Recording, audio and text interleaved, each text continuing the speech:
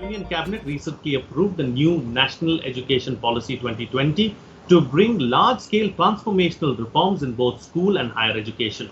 The new education policy for the country comes after almost 34 years. It stipulates for a complete overhaul of the existing education system.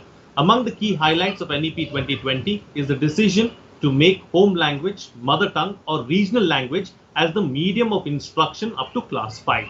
Experts believe this may create a long-term impact in nation building. Imparting school education in mother tongue or regional language may bring drastic changes in the ongoing process of human resource development.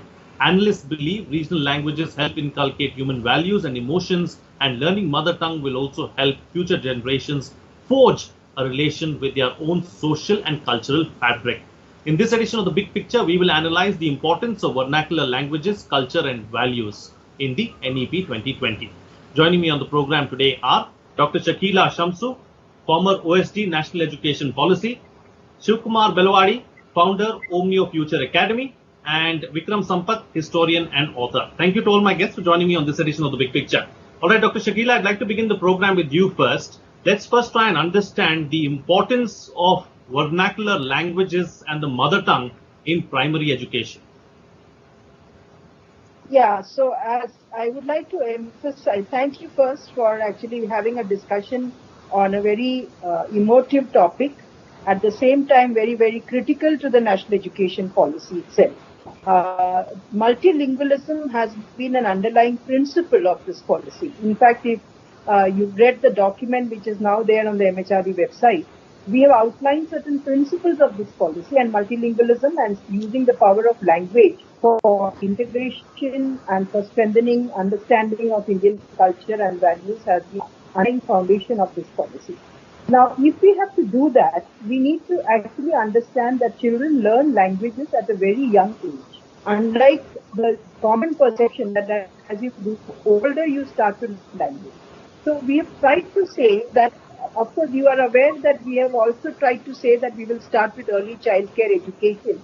But at that stage, we are not talking in terms of really trying to do on the language building. But at the primary stage, we have said that we would like to have the medium of instruction as soon as possible in the mother tongue. The idea was merely because the child is used. I mean, all of us know that we are first familiar with the words that our mother has spoken to us, and therefore the home language or the local language that is largely the home, the one that the child is most comfortable in. And therefore, to emphasize on that point, we have said that in primary school, that is, we are not using the word primary because we are having 4 stages, the 5 plus 3 plus 3 plus 4. So in the very tender foundational level that we are talking, that is between the ages of 3 to 8, we are trying to really say that children should learn in their home language or their regional language or their mother tongue. Okay, points taken. Let me take the points that you're making forward, Mr. Belwadi. Mr. Belwadi, Dr. Shakila talking about, how younger children have a greater capability to learn languages. Let's talk about that aspect now. How capable are children in the age group of, say, 6 to 12 to learn about ancient knowledge of India? That's something that the new education policy is talking about, and also multiple languages along with everything else that they would be expected to learn. Thank you, Frank. Here's the point. To take your second question first, which is the aspect of how many languages are the children capable of learning, First and foremost, it's a fact today, significant amount of research which has proved this, that children are indeed capable of learning multiple languages. In fact, the record which certain authorities are putting out is about 18 what children can pick up. But we know from a cultural perspective, from an ancient wisdom, that it's much more than 18. So that said, there is indeed a built-in capability with children to pick up more and more languages. The question arises about what indeed is the ancient aspect which we are talking about, and how do you integrate that into the reality of the learning ability of a child, and which includes the language learning ability. First and foremost, we need to recognize today that much of the learning capacity is built up only in this early period. Now, today you have the World Bank and you have the WHO, UNICEF, all of them talking about the nurturing care framework and early childhood period, which is up to the age of 8. And specifically within that, you have 0 to 3 being focused through the nurturing care framework. Now, this is a public document of WHO. Now, this document very clearly emphasizes that if you tap into the potential or build potential at this time, this is the one which is going to give a holistic capability to an individual across all spectrums, meaning, the physical, the emotional, the intellectual, the sensorial, all perspectives in which education is required. Those potencies and all those capacities are developed in a child through the course of early learning, early potential building exercises if undertaken. So that brings us to the moot point about where do you begin? And the most interesting aspect is that the earlier you begin, the better it is. And therefore, I can only invoke, one of the notable scientists who've actually produced a number for this. You have James Heckman, the Nobel laureate, producing a number. He tells you that if you invest $1 in the preschool age, that is before the age of 4, 5, you get a return of up to $13. If you invest in the school going age, which is typically up to the age of 15, 16, you get a return of $1 to $4, which comes down dramatically, as you've seen, $13, $14 to $3 to $4. And if you invest above 18, you get a return of less than $1. So where should state policy be really funding? The earlier you invest, the greater is the potential building, greater is the capacity building. So if you start early, you're able to infuse all the learning abilities, which includes the language learning ability as well. All right, then. So let me take the discussion forward and bring in another aspect. Vikram, what I'd like to take up with you is, of course, we've discussed over the last 7 or 8 minutes or so that the highlights, or one of the highlights of this particular policy, is the focus on the mother tongue as a medium of instruction. However, considering where we are at right now, we are talking about globalization, we are talking about an integrated world. How practical is it to move away from English or shed English and focus on our mother tongue and these vernacular languages?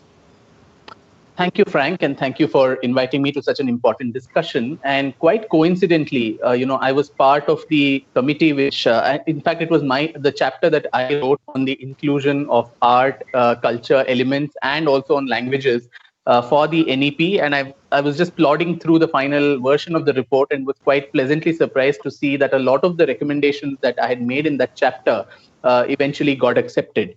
Now, the basic premise with which I even started that chapter and we had the discussions among the team members was, dating back to that infamous and quite dreaded education minute of Thomas Macaulay, dating back to 1835, where the entire premise of education in India, especially in English education, was to produce the little, brown sahibs, who were Indian only in blood, but English in their taste, in their knowledge, in their opinion, in their sensibilities. And we keep talking about this several times, but then 70 years after independence, precious little was being done to actually correct that move. So I don't see a dichotomy between the fact that there is a stress that is given to the mother tongue. We can discuss as to how difficult that is, particularly in a country like India where there are multiple mother tongues. In a state like, I come from a multilingual background. I live in a state, in Karnataka, which the language of which is not my mother tongue. So if a child like me who has multiple, parents with multiple linguistic backgrounds, what would happen to that? Where would be the mother tongue? So all these are, the devil is always in the detail, but I'm talking about the larger intent, which is to infuse that sense of, ownership and the sense of pride in one's own culture and heritage and one's linguistic inheritance. And these two, I think, can coexist. It need not be either or, where it is at the cost of English or it's at the cost of, the mother tongue. Now, there's also, I think, a larger altruistic and a societal responsibility, which, in fact, in that chapter, we prefaced it with the linguistic survey, People's Survey of Linguistic Indians, which was done in 2017, which actually showed that almost 10%, of the world's 4,000 languages which face an extinction threat in the next 50 years are being spoken in India. and 780 languages that were surveyed across 27 states, of which 400 were most likely to go extinct. But then there was also one positive news of that survey, which said that several languages which are quite unknown, like Samtali, Gondi, which is spoken in Odisha, Chhattisgarh, Maharashtra. There's Bheli, which is spoken in again Maharashtra, Rajasthan, Gujarat, Mizo in Mizoram, Garo and Khasi in Meghalaya, Kotbarak in Tripura. All these languages, dialects, were actually showing an upward trend in terms of the growth in the last few years. And the main reason for this was that educated people in these languages were starting to write plays, poems, novels, and stories in those languages.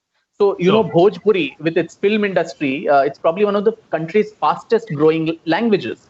So I think the onus of the education system is not like what Macaulay said, to produce little brown sahibs, to today mass production of coders and software engineers, which are certainly important, but also in the larger milieu, place them in the Indian cultural context. The problem, as I prefaced earlier, was that who defines what this mother tongue is? How do you get the teachers? The absence of quality textbooks and reading material, particularly, and terminologies too in Indian languages, in the sciences, in medicine, in engineering. So all that needs to be done. And even, those who opt for studying these languages as first language, they are handicapped by these limitations. So while the intent is great, I mean, now the next step, which is the more difficult part, is the implementation at various levels. Absolutely. I'll come to that particular aspect just a little ahead in the program. Doctor, I'd like to come and speak to you about that particular aspect about implementation. But before that, since we are talking about languages, let's talk about this one historic problematic issue that we've had of this 3-language formula. And, do you expect that to continue to be a problem? How can we address that particular issue? I don't think, Frank, on the 3-language formula, I'd just like to put in perspective that it is not something new. It's been there. In fact, the language policy has been outlined to the best extent by the Kothari Commission report, which got reflected in the 1968 policy. The 86 policy merely endorsed those recommendations to say that you would have, the north of India learning a language which is not Hindi, so it has to be a regional language from the southern states.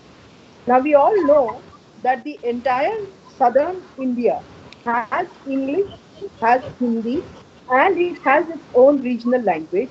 But as far as the north is concerned, it has confined itself to English and Hindi, Hindi being the regional language and not having taken up a third language. What we have tried to do in this, so in effect, the 3-language formula has never been implemented in this country.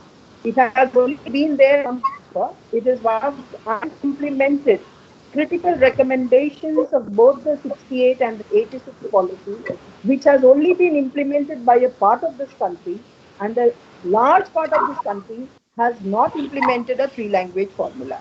Having said that, this particular policy has realized the pragmatism of trying to say that we need to promote the 3-language formula, because you can't rock anything that you touch on language. As I said in the beginning, thank you for calling me for a very emotive topic, because this is the one which flares up the maximum. It's the closest to our heart. It touches our culture. And so we have only tried to bring about a degree of flexibility without trying to say anything, except that within these 3 languages, we have said, one, the student would have the flexibility to choose the languages subject to the availability of the teachers in that school. And we have only said that you should learn 2 native Indian languages. So the third could be English, or which automatically could be English, and any 2 other native Indian languages, rather than taking up a foreign language. Now, while we have said that, we have not at any point, and let me say the 68 policy also not only said that English would be promoted along with Sanskrit, Hindi, but also international languages. Because right from 68, it has been very forward-looking in trying to say that if we want our students to start going out of India, then you will have to allow them to learn various other foreign languages also. In that same spirit, we have said beyond class 7, the child can take up more, not just the 2 native Indian languages and English, but any other foreign languages, but none of this has imposition of a language. That is what distinguishes the three language formula that we are talking about from the earlier two ones, that it is made flexible so that there is a choice that is being given to the student depending upon the class in which the student is, and being a concurrent list subject, we have allowed the states to make a decision as to which they would find to do best. In the last 3 days from July 29th of the approval of the policy, 8 governments are trying to grapple, as much as we are trying to grapple also. How can we do a natural language teachers' requirements to meet this recommendation? Because as far as possible, it's not to be there only as an intent. It has to be there for implementation to the best extent possible. True. Okay. So, all right then, Ms. Pelwadi, let me take up a point that Vikram Sampath was making earlier. This issue about, do we have, the right kind of people who can teach these kind of things at such a young age? Because let's not forget that it is also important not only to get this knowledge, but also to see where we are getting this knowledge from. It's not everybody. It's not everybody's cup of tea. Indeed, indeed. You've touched on a very important point. The first thing which I was really appreciative was removing the focus from 10 plus 2 plus 3, 10 being the starting block, to making it 5 plus 3 plus whatever. So now the emphasis obviously has become to the parlance of the 5, right? Now, what is it that is required there? We are very happy to note that the focus of trying to build capacity is there by trying to get parents into what they need to teach the child before going to school or at the preschool stage, trying to build a centralized framework wherein teachers would also get empowered what kind of education they need to be giving children is going to happen. The moot question for me would be, what indeed is going to be the content which is going to get in there? Because is a necessary component. However, the curriculum is going to make the difference, because what is being taught is as important as who is going to teach. Now, given that reality, we need to integrate a lot of things into this. I know from my experience running these educational institutions, which are unfortunately called the alternate education, which in reality should be the main focus, because you're giving a holistic opportunity for development of a child. Things which you need to inculcate in children. Now, if you shift the focus to the 5 category, the first of the blocks, right? You need to build significant capacities in terms of upping the learning potential. At a second level, what are the things which the child needs at that point of time should be known to both the teachers as well as the parents. How are you going to bring that about? Unless and until you integrate the modern, what you call as modern science with ancient wisdom, you will really not be getting a good perspective of what is really required for the child, what indeed is the capacity of the child, and what you need to inculcate into the child at that point of time.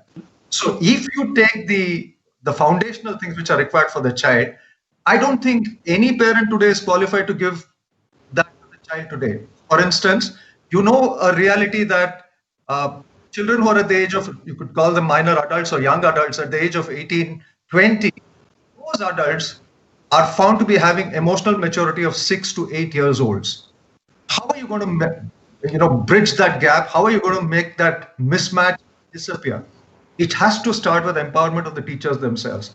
So empowerment of the teachers, the right curriculum, mixing it together to produce the next generation of children who are in turn going to empower the subsequent generations. That's the game.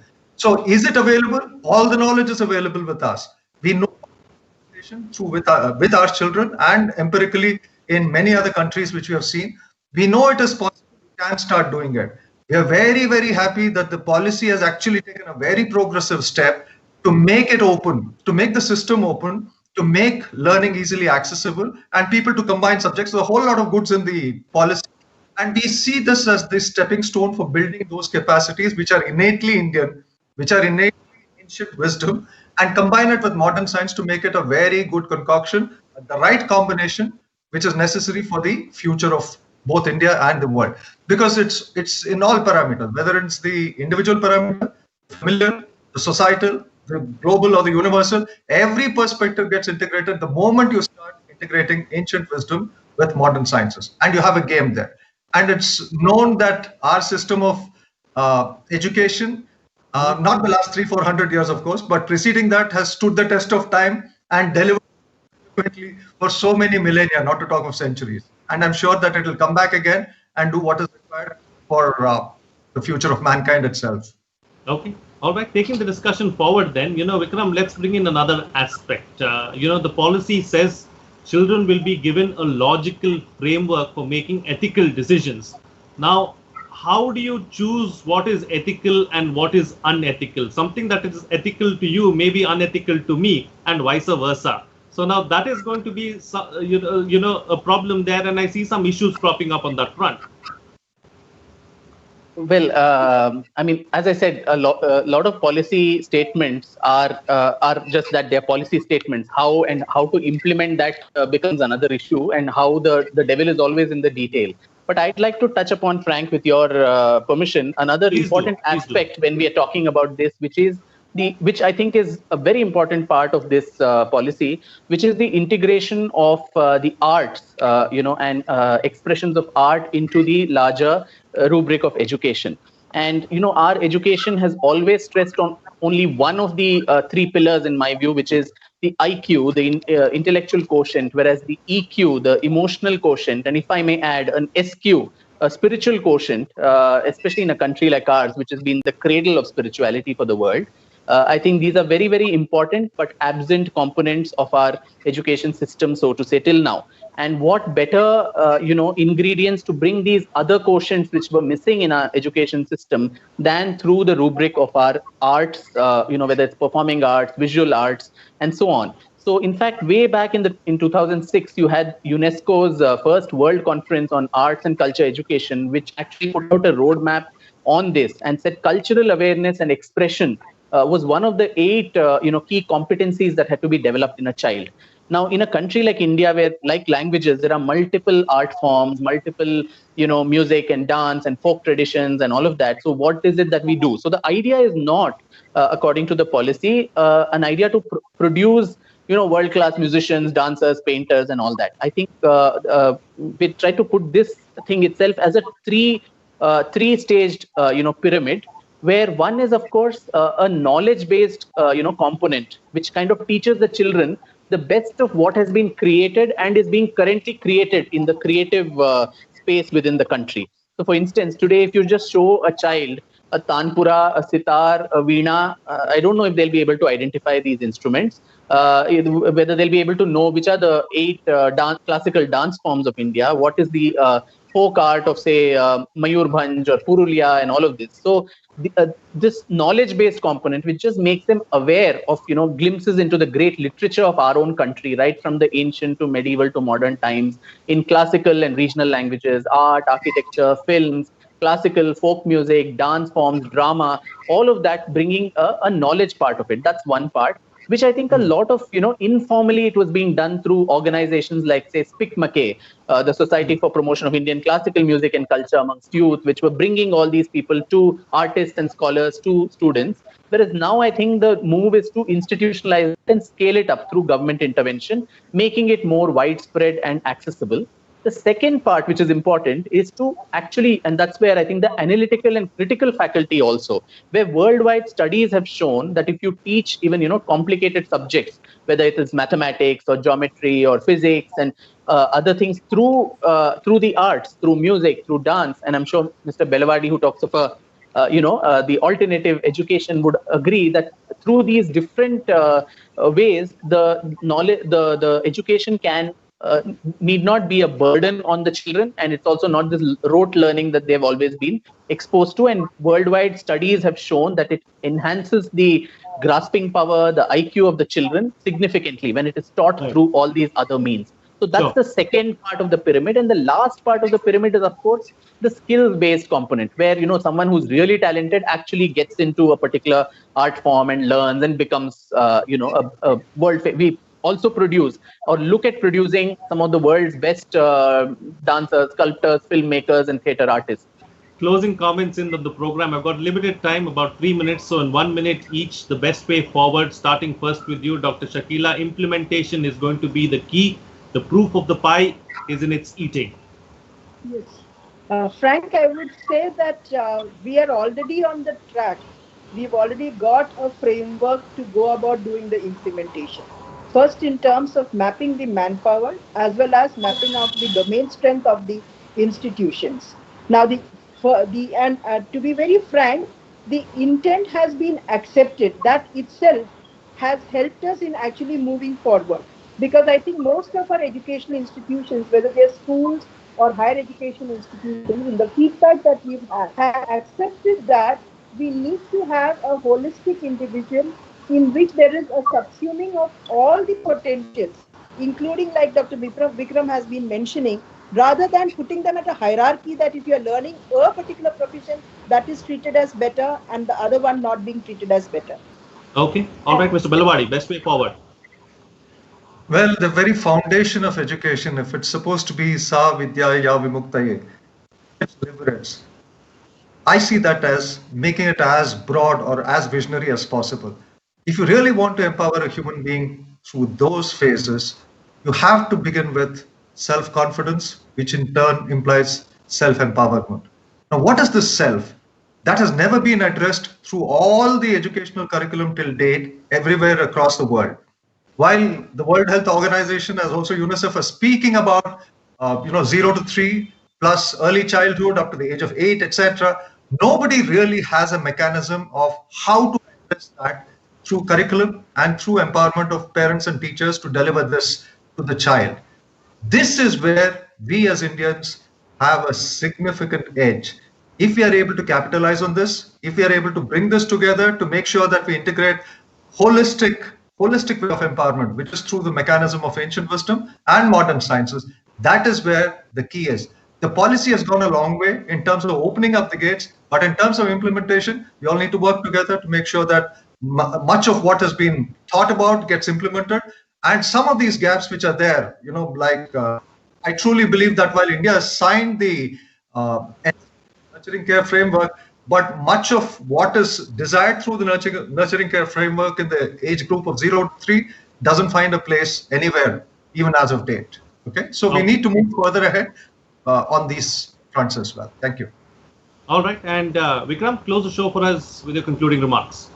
Yeah, that's always the toughest part, right, Frank? So, but maybe I'll resort to probably what Swami Vivekananda had said about 100 years ago, and sadly it has been true for so long, where he pointed out that the defect of present-day education as it stood at his time was that it had no definite goal or purpose. He said a sculptor has a clear idea of what she wants to shape out of the marble rock. Similarly, a painter knows what she wants to paint. But then a teacher, unfortunately, doesn't seem to have any goal in what she wishes to make of the children. And that's what Swamiji had said then. And the end of all education, he had opined, was man-making, which is manifesting in our lives as perfection, which is the very nature of our inner self.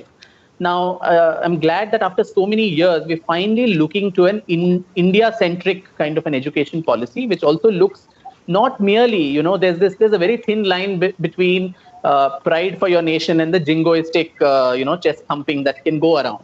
So, but then genuinely, do children of our generation know what is it about our country that we can be genuinely proud of? What is it? What are all the knowledge systems that have been bequeathed to us? What are all the inheritances which rightfully belong to us as a nation?